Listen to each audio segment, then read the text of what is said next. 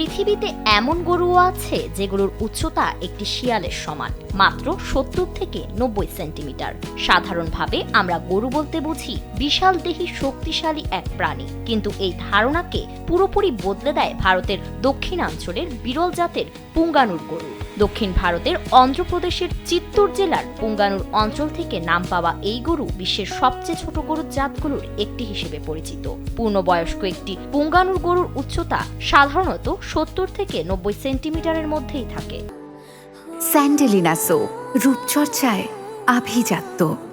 আকারে ছোট হলেও এদের শরীর বেশ মজবুত এবং শক্তিশালী। বিশেষ করে শুষ্ক ও পাহাড়ি পরিবেশে সহজেই টিকে থাকতে পারে এই জাতের গরু। এদের ওজন সাধারণত প্রায় 150 কেজির মধ্যে হয়ে থাকে। ছোট গড়নের কারণে অল্প জায়গাতেই একসঙ্গে কয়েকটি গরু পালন করা সম্ভব, ফলে অনেক খামারির কাছে এটি বেশ লাভজনক একটি জাত হিসেবে বিবেচিত।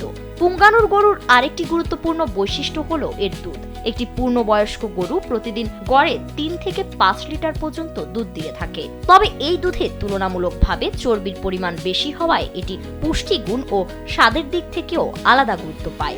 একসময় এই পুঙ্গানুর গরু প্রায় হারিয়ে যাওয়ার অবস্থায় পৌঁছে গিয়েছিল। পরে সরকারি উদ্যোগের পাশাপাশি বিভিন্ন সংরক্ষণমূলক প্রকল্প হাতে নেওয়ার ফলে ধীরে ধীরে এর সংখ্যা আবারও বাড়তে শুরু করেছে।